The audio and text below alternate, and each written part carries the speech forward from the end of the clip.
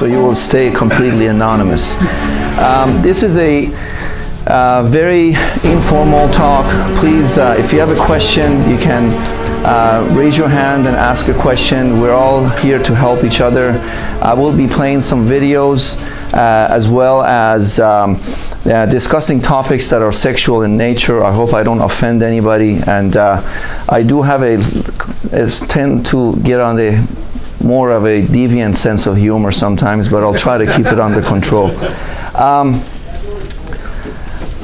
I will be talking about anatomy of erection, basic physiology of erection, risk factors for ED that a lot of the patients already know about, options for treating erectile dysfunction, and consequences of ED, with discussing an important topic that I will focus heavily on is that penile implants, especially minimally invasive penile implant, is really not the last resort.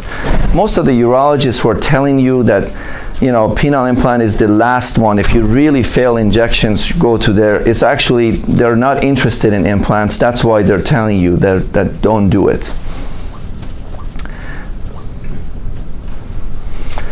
If you had to remember two things from this talk, is that sex is good for you.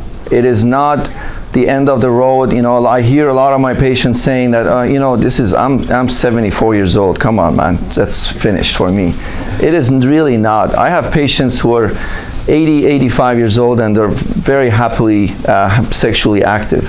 Age is not a disqualifier for having an erection and making love to your partner. It is absolutely not a disqualifier.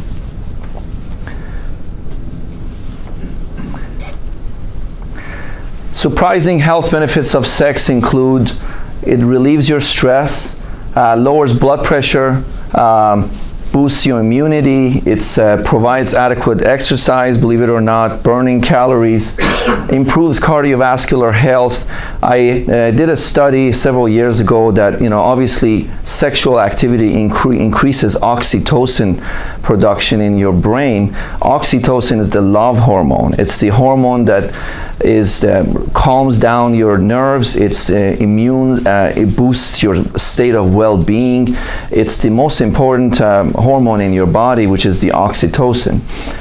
It boosts self-esteem, strengthens your well-being, improves intimacy among couples, and improves pain. Believe it or not, patients who are sexually active have less pelvic pain, reduces prostate cancer risk, and I will focus on that a little bit more, and it helps you sleep better. We all know that.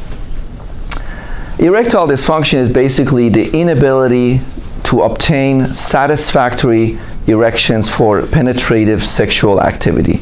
Basically means that you're not hard enough to penetrate your partner. And ED can lead to anxiety, depression, and low self-esteem. It is a very common problem. More than 40 million Americans suffer from erectile dysfunction. 50% of men in their 50s and 60s suffer from ED, from mild to moderate to severe. And I'm going to hone on this mild to moderate to severe, because erectile dysfunction is a spectrum of disease. It's not like, everybody's put into the same category. Some people do respond to Viagra, Cialis, or stimulation. Some people do not respond to Viagra, and they have to go to the next level. Some people have inability to even respond to the next level, which are the injections. And then you have the patients with more severe ED. This is a continuum. Some patients may need to jump from a Viagra population to the implant population because they cannot tolerate injections, or they do not want to inject.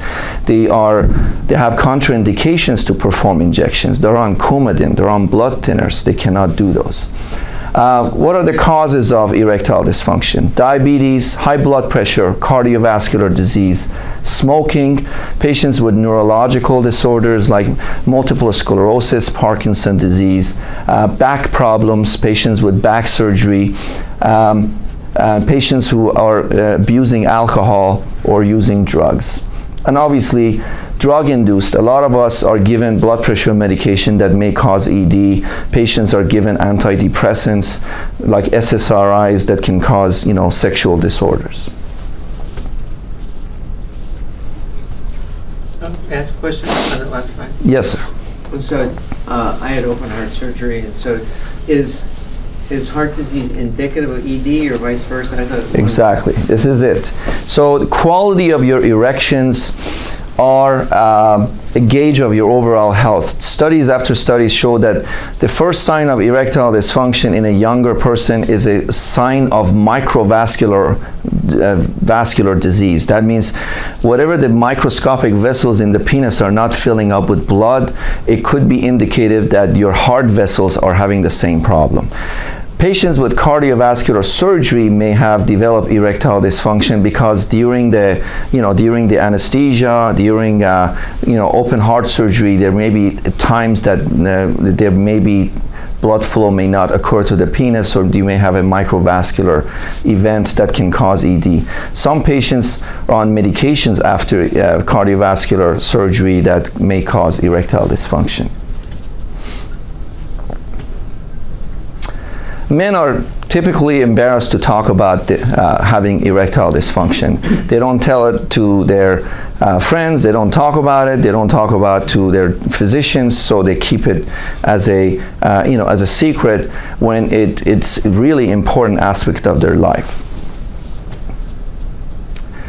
Penile erection is a neurological event that induces a vascular event. So let's say that you are in a sexual moment, you smell your wife, or you touch your wife, or you have a touching skin or the touching of the penis. You start having nerve activity within the brain and the spinal cord that sends signals all the way to an area in your back called the sacral autonomic centers. And these centers is like the Pentagon of erection. The information comes in and it says, you know what, this is all pro-erection stuff. So why don't we send the nitric oxide, which is the neurotransmitter that goes to the penis, to provoke an erection. So there are pro-erection activity and there's anti-erection activity. For example, if you are receiving a lot of pro-erection signals, you will have a better chance of obtaining an erection. If you are receiving anti-erection signals like fear, performance anxiety, you're in a moment, you say, you know what, I'm really not going to get an erection. So that is actually an anti-erection nerve event. It's actually shutting down your erections. So I tell all my younger patients who have mild to moderate, mild ED, I tell them, listen, when you're with your wife or your girlfriend, don't even think about erection at all. You just touch her and do your thing and the erections will come. If they come, they come. If you're worried about having an erection, and that actually shuts down your erections. There are three key components of erection. All these three things, they need to work together in order for you to get an adequate, rigid erection. I wrote a paper in the Journal of Sexual Medicine about 4 years ago. I can email it to you. It's a very scientific article. I am a member of Sexual Medicine Society of North America and member of the American Society of Prosthetic Surgeons. So I'm very much involved in research. The three major components of erection are nerves, flow, and muscle. If your nerves are not sending signals to the penis, then you will not get nitric oxide to increase blood flow to provoke an erection. So blood flow, if you do not have adequate blood flow to the penis, now it could be that you have vascular disease, you have hypertension that has damaged the blood vessels, you have had prostatectomy where some of the blood flow has been diminished, or you have a bicycle accident, you fell on a bicycle and you tore up vessels that no longer bring blood to the penis, such as a trauma situation. Pelvic muscle strength is the muscles that surround the base of the penis, which I will show you in a second, are the actual muscles that prevent blood from leaving the penis, which is rigidity. There are two phases of erection. tumescence and rigidity. Tumescence is when the penis becomes almost like tofu.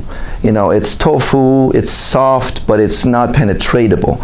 That's when the penis's blood pressure reaches your own blood pressure. So a normal penis that is not erect is actually hypotensive. There's no blood pressure to the penis. When you become aroused and the blood starts coming in, it's called tumescence phase of erection. The blood flow, the blood pressure of the penis becomes the same as your normal blood pressure. Let's say you're 130/70, the penis becomes 130/70. In order for you to get penetratable erection, you need to have hypertension of the penis. That means the blood pressure inside of the penis must reach 270.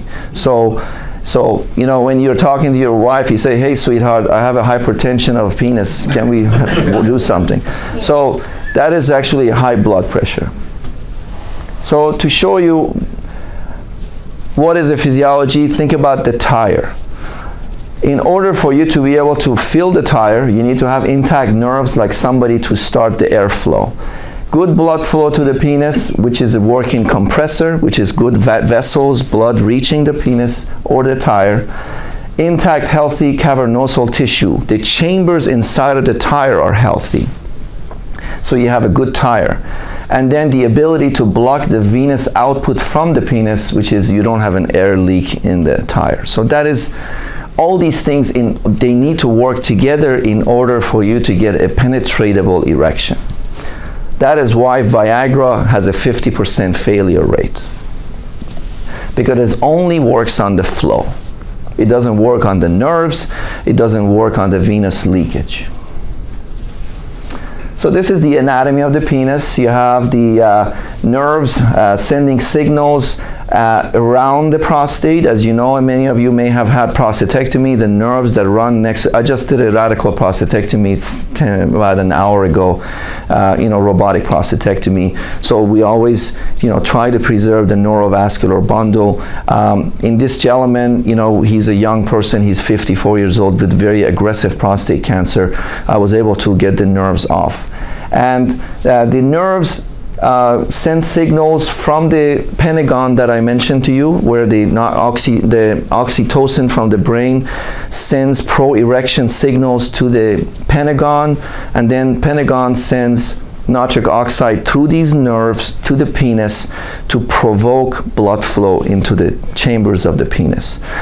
So what does Viagra do? Viagra basically keeps the nitric oxide from breaking down, so it allows it more to be available in the neurovascular end plate. So it doesn't bring nitric oxide, it keeps nitric oxide that may be available. That's why a lot of the prostatectomy patients, they can take Viagra, they don't respond, but when they stimulate themselves vigorously, they start getting an erection. These are the chambers of the penis. This is the urethra and the chambers of the penis, which are the cavernosa that fill with blood. What types of diseases damage the corpora? Patients with Peyronie's disease, a scar tissue that creates a plaque. Patients who have microvascular disease, heart problems, cardiovascular disease, atherosclerosis, diabetes. This is to show you that the female and the male neuroanatomy is identical. The clitoris, the head of the penis, they have the same neuronal activity. Female neuroanatomy is very similar to the male.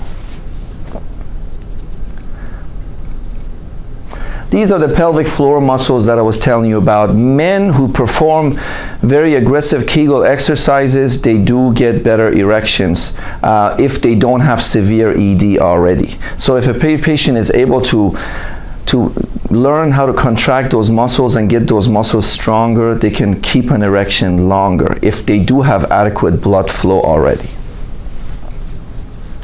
So how do if a patient comes to my office How do I evaluate the patient? Obviously, I believe 90% of the story they tell me is going to give the answer to what I need. You know, I'm not one of those urologists who's going to order a line of tests and, you know, try to, you know, do a lot of aggressive, you know, diagnostic imaging to figure out. Most of the evaluation of the patient is the history and physical exam. Digital rectal exam is always very important. I always do a digital rectal exam in anyone who comes to my office, because I have caught really aggressive prostate cancers in 39-year-old people who come to my office, because the nerves are being invaded by the prostate cancer. We always check blood pressure. We check your blood glucose levels, lipid profile, testosterone, and obviously a PSA test. And then we have ability to obtain a penile ultrasound in the office, where I will study the inner components of the corpora very nicely, and also be able to inject a drug into the penis to provoke an erection if you are unable to obtain an erection, and study the blood flow and measure venous leakage to see if the person is having a very fast loss of blood from the penis during the erection, and that is a bad sign that the patient may not respond to anything else. So this is what a penile ultrasound looks like. It's non-invasive. We basically image the prostate, look at the corpora, look at the health of the corpora, and also look at the blood flow. So what are the treatment options for ED? From the late 80s and 90s, obviously Viagra has revolutionized treatment of erectile dysfunction. It has a success rate for patients who are in the mild spectrum of the erectile dysfunction, and to a certain degree in the moderate range. The benefits of Viagra is the oral medication. The problem with Viagra is that you can't really time it well. You have to have it with an empty stomach. You don't know whether you're going to get adequate erection at the moment that you're able to, have an opportunity for sexual activity. There is obviously risk of flushing and visual changes that a lot of men don't like. Then you have the Cialis and Levitra with their own pros and cons that are available. Vacuum erection systems are available. They have been around for the past 30 years. There are good ones out there, and there's the cheaper ones that don't really create an adequate pressure adequate for obtaining an erection. This is a Post-Vac system, which is very popular. It's easy to use. What it does, it basically creates a chamber of vacuum to suck blood into the penis, to allow the penis to fill with blood without a stimulation, and then you place a ring at the base to maintain rigidity. So you kind of try to prevent the blood from leaving the penis. This is a common product used for men with severe ED and patients after radical prostatectomy. One of the benefits of using a vacuum erection system after prostatectomy is to help prevent loss of length after prostatectomy.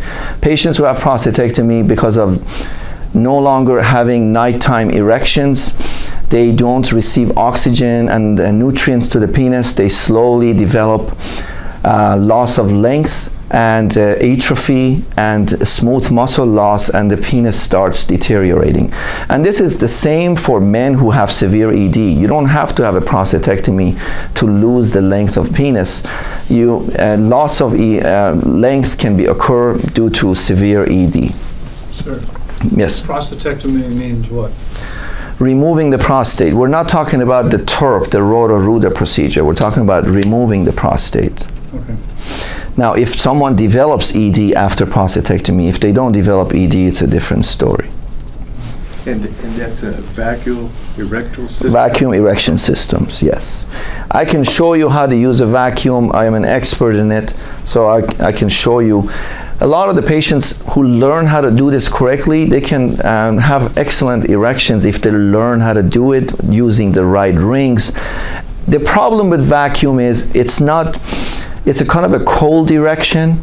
It feels like it's not a real full erection. It's a little wobbly erection, and it may be painful. Some people don't like it. The dropout rate from vacuum erection system is around 50% after 1 year.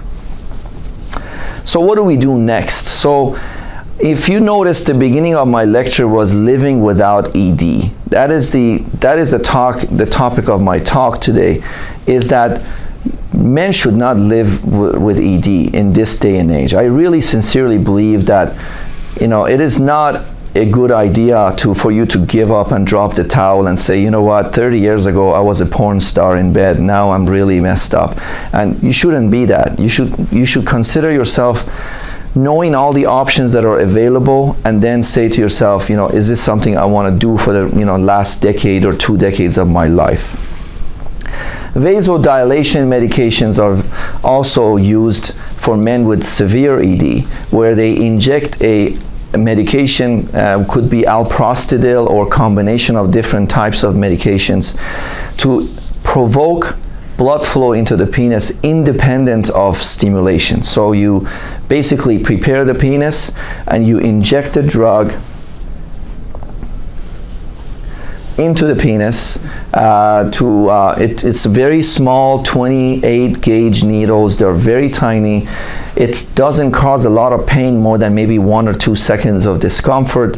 And then you walk around in the house, you know, because walking helps with, you know, getting blood flow into the penis. And then you can have sexual intercourse. A lot of patients know how to titrate it well, so they can get the right dose that works for them. The issues with injectables is that it is potentially can cause fibrosis of the tissues around the corpora, creating a curvature of the penis. Patients can develop priapism, which is prolonged erection, more than 4 hours, which they may have to end up going to the emergency room and be given medications and get the blood out. However, if you see the right doctor, the urologist, they can really help you with getting this under control. The dropout rate from injection is extremely high as well. After about 1 year or 2, patients say, you know what, I can't put needles in my penis anymore. I'm done with this. So that's when they start dropping their hat. This is not something you can do for decades and decades. This is more of a short-term kind of solution. When you listen to the radio stations talking about those ED clinics, I don't know if you ever visited any of them. They're basically injection clinics, and they charge you $2,000 on your credit card, and basically it's an injection clinic where they give you a high dose of medication on your first visit. How long does the medication last?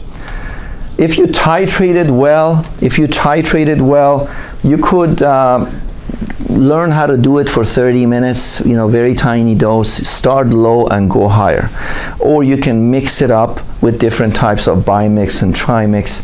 And the compounding, these are not FDA approved.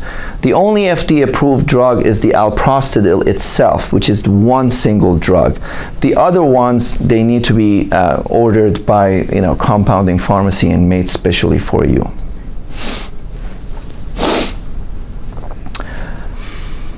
So what are the ED treatment options? You know, weight loss, exercise, reducing stress, pelvic floor exercises.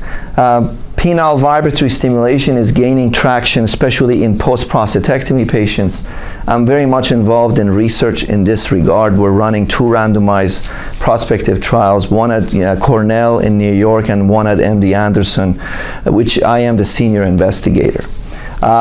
Oral medications, injectables, vacuum erection systems, and penile implant. Now, the point I put in capitals is, if someone has severe ED, what is severe ED? You can't, you know, I see them every day. Doc, I asked them this question: when was the last time you penetrated your wife? They usually say 2 years ago or 6 months ago. That's severe ED. No one really with good erection would not have sex for 2 years. And you ask him, are you getting any, do you masturbate? No, I do masturbate, but I get an erection with, I don't get an erection, I just get an orgasm without it. I make love to my wife, without an erection. And you can make love to your wife without an erection. However, if sexual intercourse is the goal, they don't have it. So I'm going to play you a video of a prostatectomy patient I'm sorry? Before you do, can I Yes. get a clarification? On the injectable, I didn't quite understand I wasn't clear on your answer. So you're saying like, you go to the doctor and that's good for that day? Or is it something that helps you out for a week? Those are the, how do I describe? Those are the kind of ED shops that are advertised on radio. They go in and they're not run by urologists. They're run by some guy in jail in Florida. So, because he stole $2 million from people from credit card fraud. I'm talking about a real injection done by a urologist. We can help you find the right dose. We write you a prescription. You basically get a vial. You get needles. It's very clean. We teach you how to do it.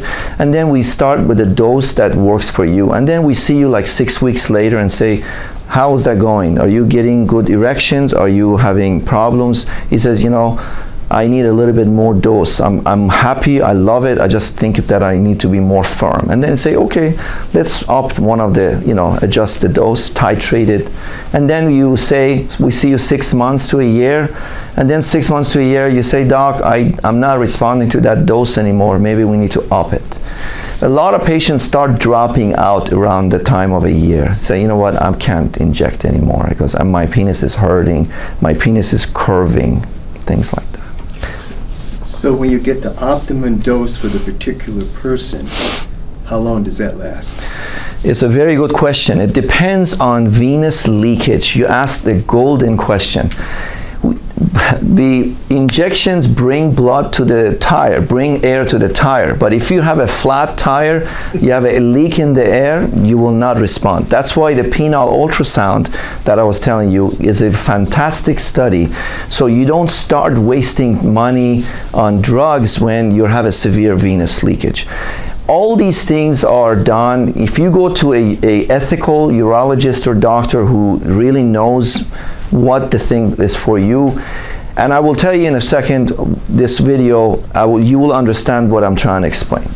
So how do I? Internet Explorer on the far left icon, the blue E. There you go. I think we had both of them pulled up. So you have to apologize. I have to apologize. This is the sound is not ideal, but hold on. Or ED are what Can you hear? that's the real key. Not good. Is a lot of the different treatments Just for us up here, I think we can hear a bit back there. are what I call pre-planned stuff. You have to Can you hear? take a pill at the right time, or take a shot at the right time, or hope that things happen quick enough that it doesn't wear off. And one of the great benefits of the implant is it is natural. You have an erection that you control. I'll fix that in a second. Last as long as you want it to last. You can have it whenever you want it. My biggest regret was I waited 8 years from the time I had the prostate Can you hear? until I got the implant. And I waited because, like most guys, I didn't go around telling everybody, hey, I can't get an erection anymore. How about you? What do you do about it? It's not something we talk about. So I didn't even know they existed. And I happened to have an outstanding male nurse at the medical facility where I get my care that brought it up one day. And thanks to him, I started doing my homework. But that's my big regret, is I waited 8 years, and it's phenomenal how many men out there have ED issues that have no idea what to do about it, if you can do anything about it, or where to go. Because we don't talk.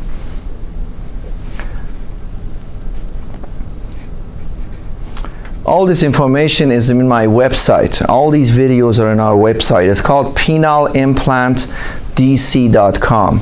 So if you go there, there's a ton of nice videos and information that is available for you. You can email it to everybody too. Yes. Oh dear. What happened? Can you just push the arrows to move to the next one? Okay.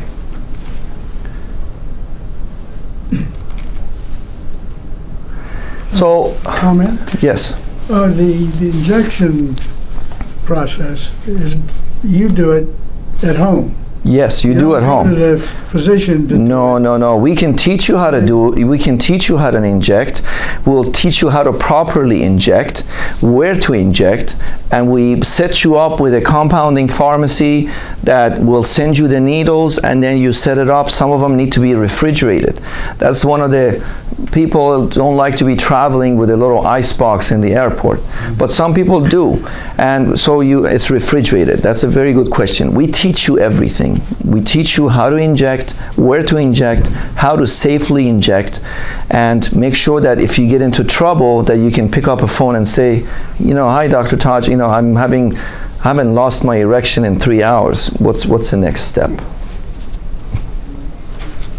So, in patients who have, patients who are in the spectrum of disease that they don't want to inject, they don't respond to injections, or they have venous leakage that's severe that the injections don't even work, or they don't want to waste time. Remember what I mentioned to you before. Penis loses length by 1 centimeter, which is about a third of an inch every year for lack of erections. Patients with severe ED and prostatectomy, if they do not rehabilitate their penis, they don't aggressively do vacuum systems, they can lose the penis. That's why a lot of patients who have prostatectomy, they say, Doc, I used to be 6 inches, now I'm down to 3.5. So what is the best time that you should think about a penile implant? And this is a subjective thing. It is when you feel that you want to fix your ED. You want to once and for all be able to get up and say to yourself, you know what, I want to have sex exactly at this moment. At this minute, I want to have sex. Or I want to have sex 4 times today with my wife. I want to have sex every week, 3 times a week. A lot of patients with injections can't do that. You can't inject your penis all day, 3-4 times. You can't do that. You can't put a vacuum pump, pump it up 4 or 5 times, a week. It limits your time, limits your ability to be spontaneous. And what is penile implant? The penile implant has been around since 1973. It's FDA approved and covered by Medicare since 1974. Thousands of people have implants every year. Penile implant has gone through generations of improvement, and the new techniques that are available allow us to place a penile implant in 20, 25, 30 minutes as an outpatient. You come in, we place the penile implant inside your body, and then 2-3 weeks later, when the swelling goes away and patient recovers, you are able to use. So it's going to be hard to use, and it may go off by itself. If a penile implant is placed correctly, it will never go off by itself. It's not like you're watching, you're in a Thanksgiving dinner and then you're like, oops, your grandson says, what's in your pants, daddy, grandpa. No, it's not going to go. The pump, the penile implant, as many times as you want. You can last 30 minutes, 4 hours, whatever we can have sex as long as you want. And the benefit of that is that it prevents and stops the clock of loss of length of your penis. You won't lose any more loss of the length that a lot of patients complain about. Another comment, if you do lose length, it's not recoverable.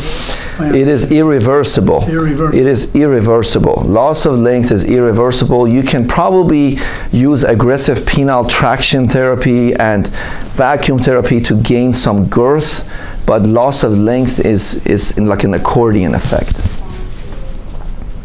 Doctor, Yes, sir. a penile implant. Penile implant, what is the maintenance on it? Do you have to go back in and do any type of maintenance? Very good question. I will tell you in a second.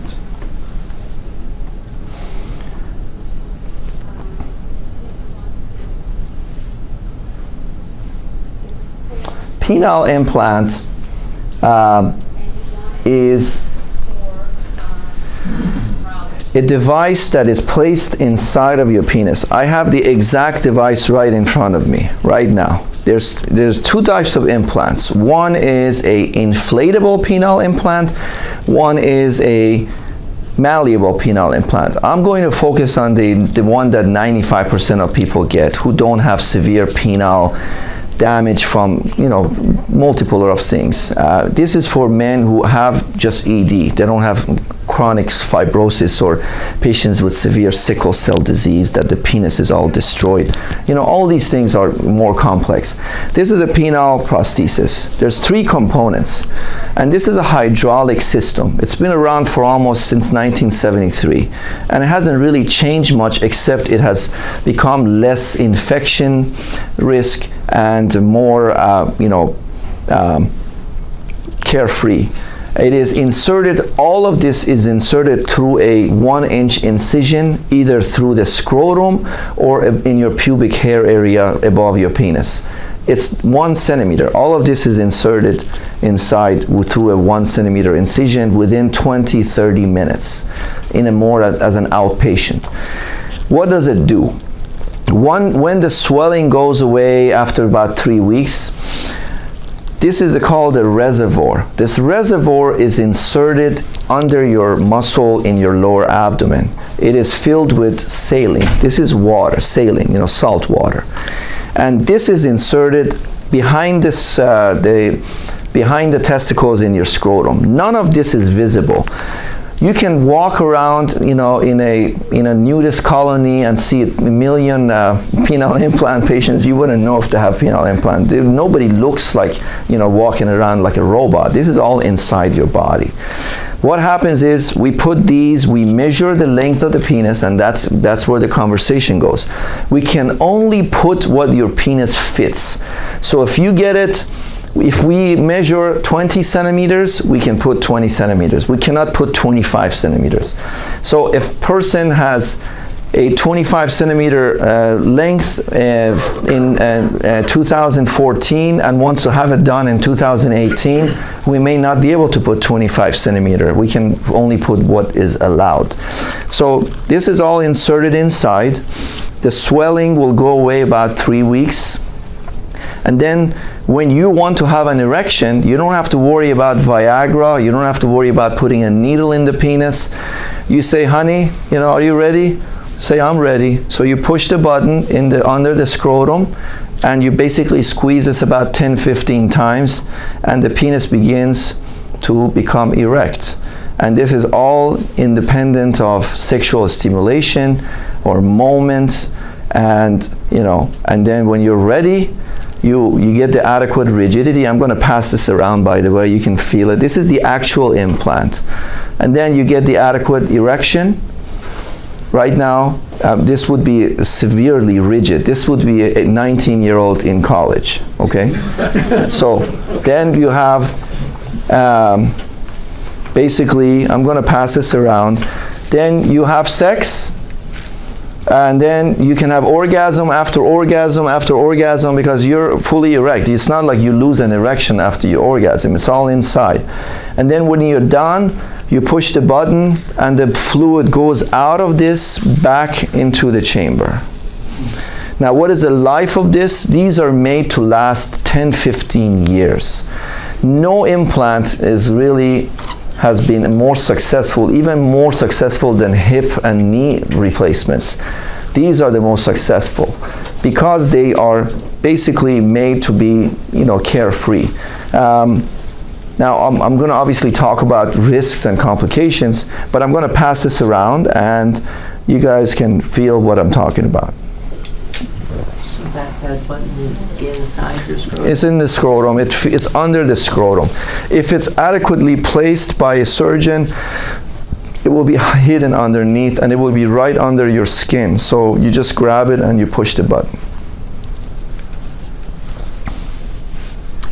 There are different sizes. Yes, exactly. That's a good question. There are different sizes and there are different girths, and there's two companies that make them. One is American Medical Systems and one is Coloplast. Both companies are the only FDA-approved penile implants that are inflatable penile implants. Some surgeons have preferences. Some surgeons, they only do Coloplast. Some surgeons, they only do American Medical Systems because of, you know, their relationship with the company or their preference. And, you know, both companies are fantastic, and it's all about how the patient decides what they want to do, and as well as the doctor's recommendation. You say, you know what, I think you should have a Coloplast because the way the penis is or shaped. What are the potential risks? Can I ask you a question? Yes, sir. Are those American companies, both those companies? The American company is American Medical System, owned by Boston Scientific. Coloplast is a Danish company. There are Brazilian companies, but they don't, there's not approved in the US. Both of these are approved by Medicare. Medicare covers 80% of everything, and then 20%, if you have a secondary insurance, is covered.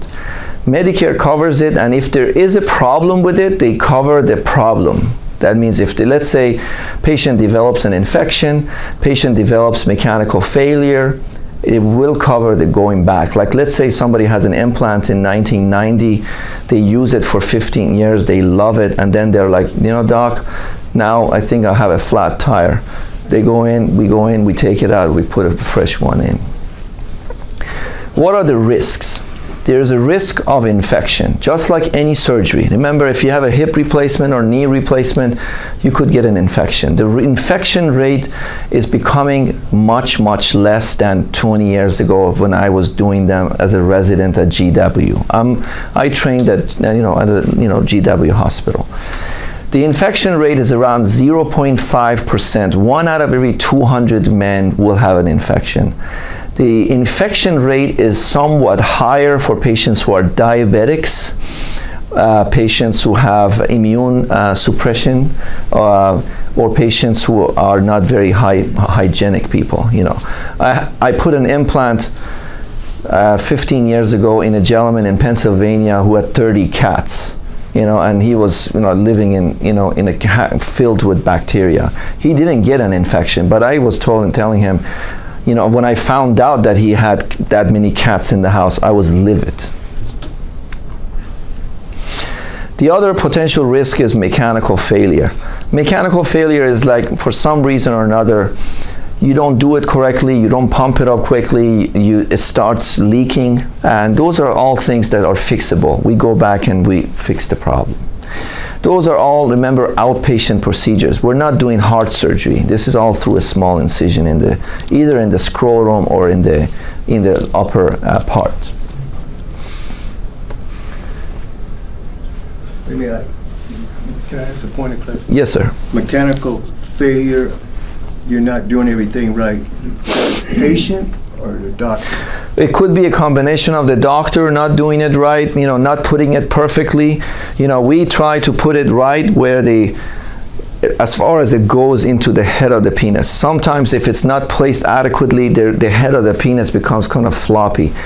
Some people with a very large mushroom heads, they are not able to, because remember, we can only put it as far as the chambers go. The head of the mushroom, we can't do anything about. In those cases, we go back and we fix it. But if the implant is placed by someone who is experienced in implants, you will have an extremely reduced risk of mechanical failure. The new technique that has regained my interest in doing penile implants is the infrapubic technique that infrapubic means it's right above the penis, it's not in the scrotum, and it's an extremely non-invasive. We really don't spend more than 10-15 minutes in the entire procedure. That means you are, by the time you wake up, you feel like you had a haircut. You know what I mean? It's that quick. And the patients have less swelling, they have less pain. We send patients home with Motrin. You don't need a narcotic. However, some patients may want it.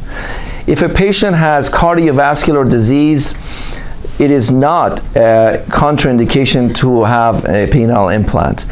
Actually, patients who are on Coumadin or blood thinners, they cannot do injections. So they can only do either vacuum pump or the penile implant. In the mechanical phase, I'm sorry, I don't mean to ask you. Please, this is what I'm here. What you just explained was the mechanical failure on the part of the physician. What is the mechanical failure on the part of the patient? What does he do?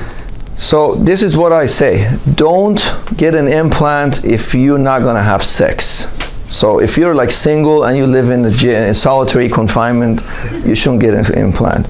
So because you are ready to rock and roll, you're ready. I mean, you need to be ready because you are 18 years old again. So the issue is, if you don't use it, you don't pump it every day, and you keep it always deflated, then you're going to create you can't stretch it, you know what I mean? Because you're supposed to kind of keep stretching the penis to keep it healthy. So if you go on the internet and you read about penile implants, they say that people who have penile implants, they have shorter penis. This has been proven wrong. Patients who have penile implants stop loss of penis length. So the reason they think they're shorter is because they think that they are because now they're fully erect. They're like, hey man, when I was 25, I wasn't this size. Yes, because you haven't really done anything about it since the age of, since you got ED. So they have this delusion that the penis is shorter. But if you measure the penis right before the surgery, you can actually regain a little bit of length, but not an inch or two, unfortunately. Yes, sir. Is there a danger of overinflating? You can never really overinflate. It doesn't allow you, the system doesn't allow the fluid you cannot blow it up, exactly. What are the potential other risks that you need to be aware of? Obviously, surgical technique is paramount in this situation. Injury to the urethra during the surgery, which is the urethra is the tube that drains the urine. If you have an injury to the urethra, you must abort the procedure and come back 6 weeks later. You cannot put an implant because it's a foreign body. What are the potential other risks? The risk of causing injury to the bowel or bladder, because some people have had multiple abdominal surgeries, and when you're putting a reservoir into the abdomen, you can inadvertently damage or injure the bowel or bladder, and that is not a good injury to have. It's a terrible injury. In general, a surgeon who is familiar with your abdomen, who knows that you haven't had any surgery, in that area, you can be more safe. But someone who has had multiple abdominal surgeries, you'd place the reservoir in a more careful way. So we try to minimize these things. Please ask any questions. Yes, sir. I'm going to change directions from the implants. You mentioned blood pressure medicine, and I have lost a bunch of weight from gastric bypass surgery, and so I don't really have a major problem with that, but I actually increased over, I said, how about I reduce this, because I think it's causing ED. And when I reduced it, Which one? Which medication? It's metoprolol. Yes, beta blockers are in general, big cause of ED. Sometimes you need to stay off of it. I do much better. Yeah, so I don't need it all that bad. Some blood pressure medications like hydrochlorothiazide, I don't know if any of you take it, also cause ED. The medications that they may switch you to is like an ACE inhibitor. ACE inhibitors are lisinopril. They may cause less of a. Xarelto? Xarelto is a medication for blood thinning.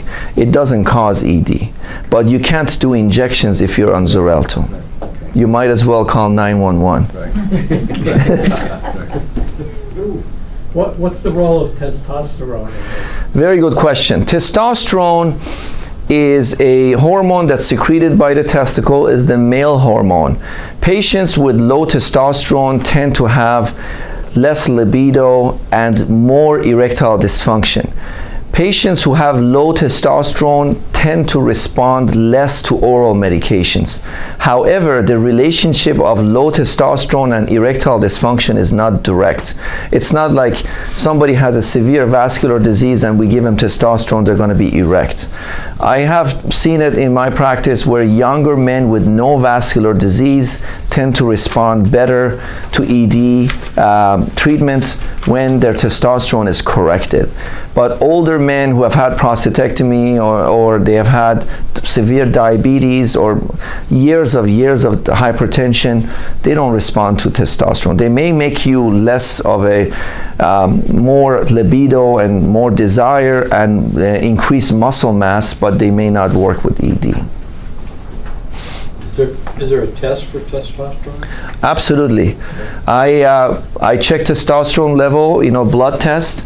It's usually done early morning, and you do it early morning. We check it usually in 2 occasions to make sure that, because it fluctuates throughout the day. And if it's low, we evaluate and we treat it.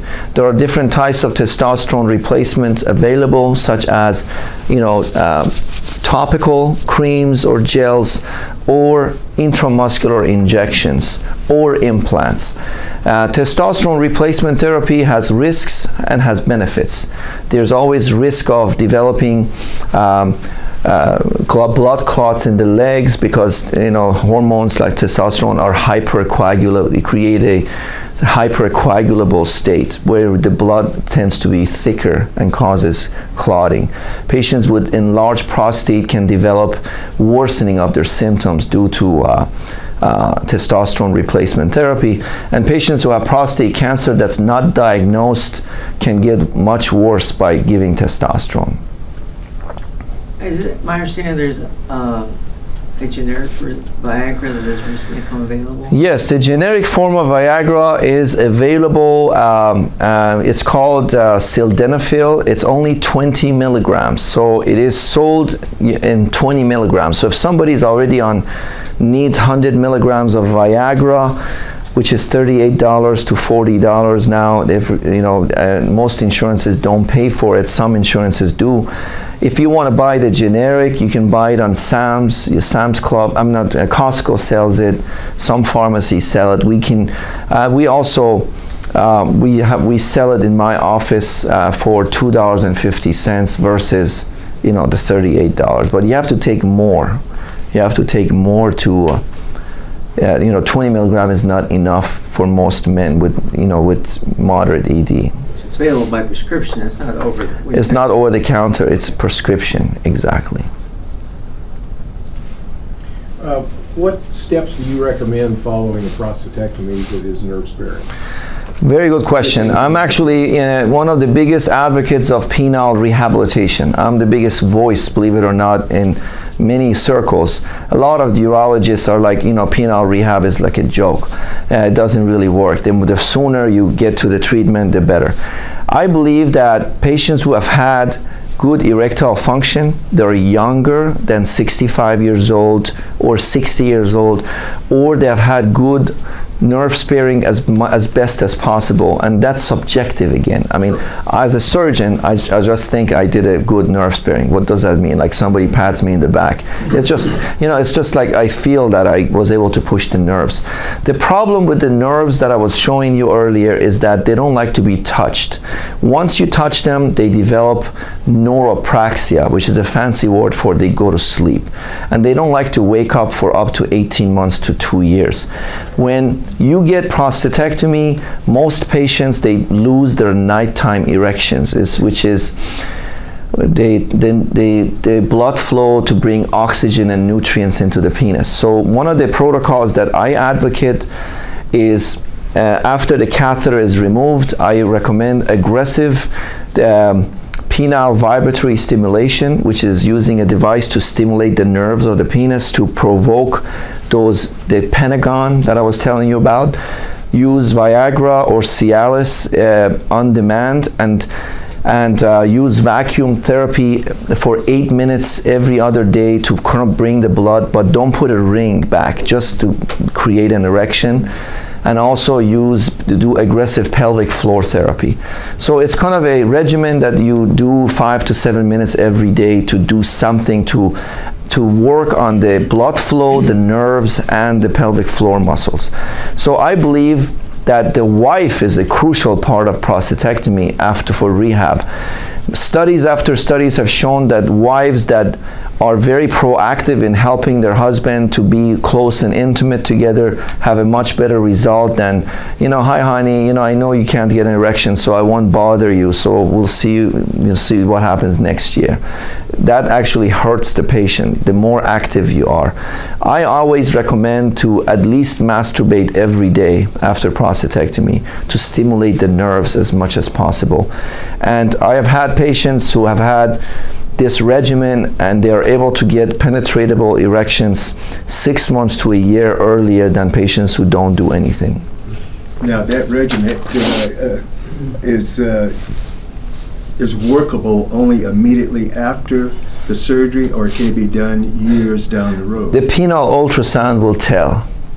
The penile ultrasound doesn't lie. You know what I mean? It's we inject the drug into the penis, we look at the health of the penis, and we study the blood flow, and we study the venous leakage. Unfortunately, patients who have venous leakage, they usually do not respond to anything but implants. Now, patients who have radical prostatectomy, the nerves may come back,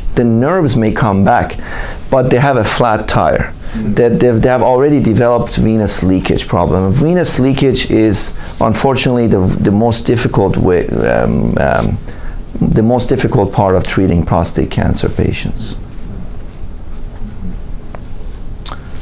Can you? I'm a little. So the people that Viagra work for. Can you help me with that tire analogy again? So you're saying Viagra? So that's a very good analogy. The tire is, if a patient has adequate blood flow into the penis and they need an extra keeping of the blood flow, so they want to keep the balance of venous leakage to blood flow coming in, the Viagra keeps nitric oxide longer, so it brings more blood flow. It increases blood flow to the penis. But it doesn't bring nitric oxide to the penis. Nitric oxide comes from the nerves and it comes from the endothelial lining of the blood vessels. So that's why one of the concepts of patients who take Viagra after prostatectomy, they don't work well, is because they're not stimulating the penis adequately. Because you need to stimulate the nerves for the nitric oxide to come into the penis for you to keep it longer with the Viagra. Viagra works in a segment of the population that don't have venous leakage. So what are the 5 myths of penile implant? I briefly talked about them. The surgery is going to kill me and the recovery is severe. That's one of the myths. It is not true. The surgery is 15, 20, 30 minutes depending on your anatomy, and the recovery is 3 weeks. When you have knee surgery, what is your recovery? I don't know, 4 weeks, 5 weeks? More. So the recovery of penile implant is a lot shorter, okay? And patients are able to drive, you're able to do everything. You can actually literally drive the next day in your house, to work. We would not recommend that to do any aggressive stuff, but put ice on it and take it easy and watch Netflix for 5 days. Yes. Is that robotic surgery? It is not robotic surgery, because robotic surgery, I'm a robotic surgeon. I do kidney cancer, bladder cancer, I do female prolapse surgery robotically. Robotic is when you're trying to get into a tight space in the body and you don't want to make an incision to put your hand in. The penis is right here, so you don't need to do anything. It's already sticking out, so you don't need to do anything. Go off. And it's so easy to use. I just mentioned, if you want to test whether you're able to use an implant, have your wife squeeze your finger hard. If they can't squeeze it hard, they may have weak hands, or maybe they've had stroke. They can't squeeze. That is not a good thing, because you have to be able to squeeze. If you cannot squeeze, we can still put an implant. It will be a malleable implant. We put malleable implants in patients with Parkinson's disease, patients who are having, they have shaking, they cannot use their hands. People will know when you're walking around with full confidence that you can have sex with anyone in that room. You know what I mean? That's so my partner will know. Partners will know because, in general, a 80-year-old who can have sex like a 20-year-old is obviously a giveaway. It must be too expensive and my insurance won't cover it. Insurance covers it, Medicare covers it, and most insurances, if you show adequate studies, the ultrasound showing no blood flow and you have already failed other types of therapies, you should cover it. I'm too old for this. Obviously, we already talked about that. The rate of infection is too high. As I mentioned, the rate of infection is around 0.5 to 1%. Will you be that 1%? It's possible. That is part of the risk. Anytime you put a foreign body into the abdomen, you're at a potential risk of infection. We try everything we can, and the risk is acceptable, is 1 in 200. You're welcome. More inflammation. Does the penile implant somehow push the tissue away and damage it in any way? When you get a penile implant, we are basically inserting the entire implant into the chambers that we talked about. So you're basically not going to be able to have an erection again if the implant comes out. Yes, it's a permanent solution. But if somebody who is already getting good erections, they're not going to get an implant anyways. This looks large compared to the size. We size it. Okay, I mean this is. But remember, most of your penis is actually inside you. Yes. So I disagree. This is actually a normal size penis. Most of your penis is actually, when you put your hand on the edge of your penis and your front, that's only, and you stretch your penis, that's only 35–40% of your penis. The rest is all inside you. You can actually follow your penis by touching behind your scrotum and go all the way down. So this is more internal in the body cavity? Exactly. So think about it this way. If we made the implant only to come out of your body, yeah, it's almost like trying to build a tower without putting a foundation. I mean, it's going to fall. Okay. Another question about this device. It seems that to pump it, you squeeze it this way. Exactly. Okay. So I'm imagining how that can be arranged if this is all internal. So I'm going to do it for you. Okay. So let's say that this is inside of the scrotum. Okay? Yes. So what you do is, you can do a one-handed technique or you can do a two-handed technique. The one-handed technique is you find your scrotum, you bring it to the level of the skin, and then you squeeze. So the way I would say... So you're actually pinching skin to get... Exactly. So like this. You have a piece of... Think about this being the scrotal skin. Yeah, okay. You basically bring it to the level of the skin and you squeeze. Okay. So that's all inside your body? If something's sticking out of your body, you need to call Dr. Me. That's an erosion. It's not good. That needs to come out before you have a massive infection. This is all inside your body. No, I meant the pump part of it. It's all inside your body. Nothing sticks out of your body. So is it one of those tubes that goes in? Both of them. You have two chambers in the penis. The penis is a double chamber, so both of them. Now, it's not going to look like you have a double penis. It's just all going to be inside. If you have a double hernia, And you've had the Mesh. mesh. That's not going to be a problem. That shouldn't be a problem. No, we have techniques of putting the reservoir. So the steps of the procedure is reservoir, the scrotal placement, and this. So it's all 5 minutes, 3 minutes, 2 minutes. If you have a patient that has multiple medical issues like blood clots in the lungs, heart issue, diabetes, cardiac amyloidosis, back spine, will that patient still have an ability to discuss and maybe elect any of the options you explained tonight? Absolutely.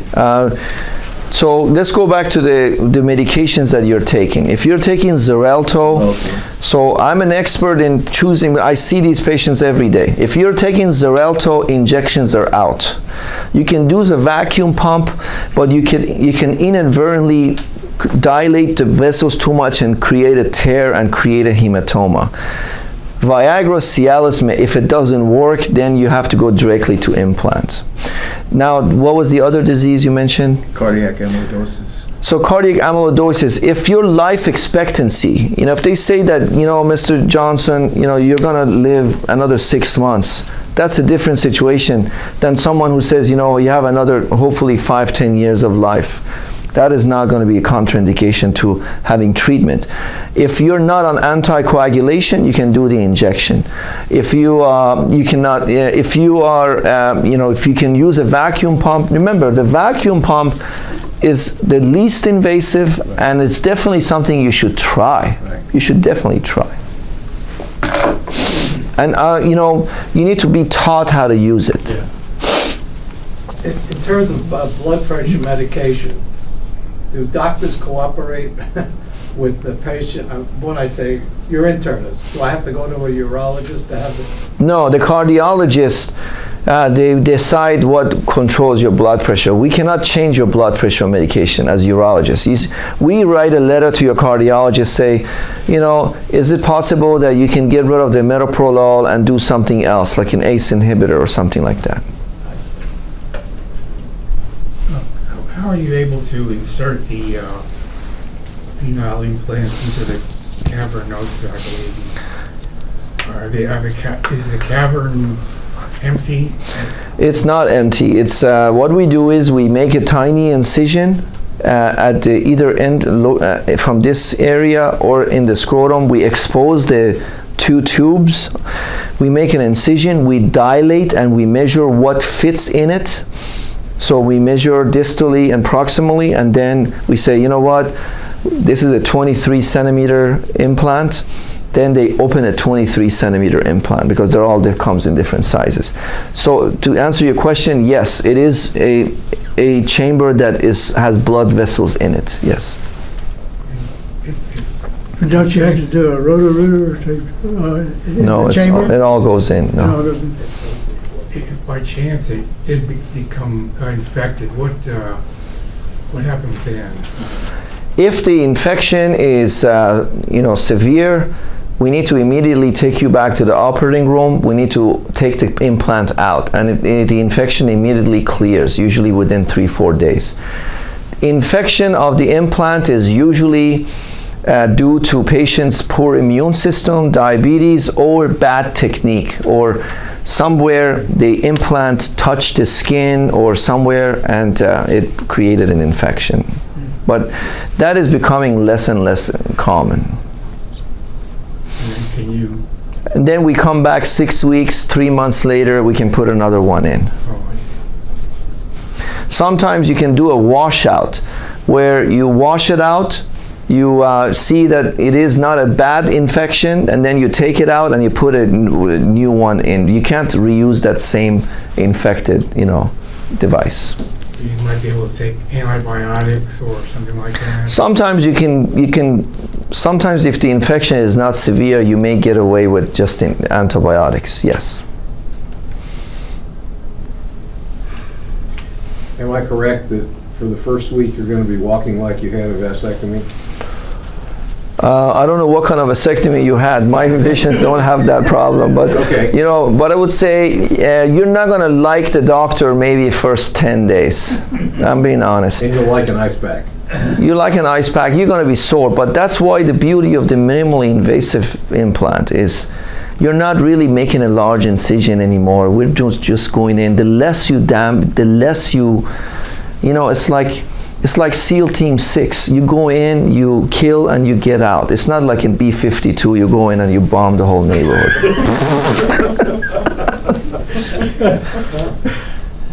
You talked about pelvic floor exercises and Kegling.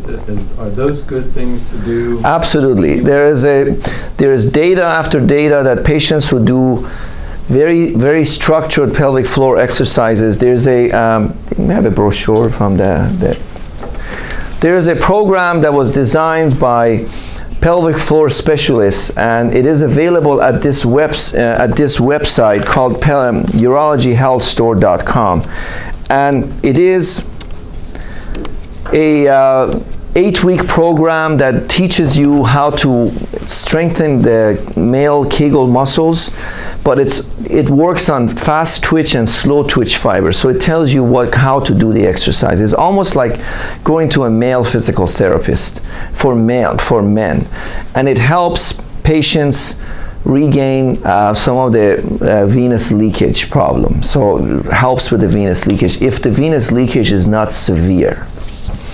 So these are, I am one of the biggest proponents of not choosing surgery unless if it's, no, you are not going to get any better.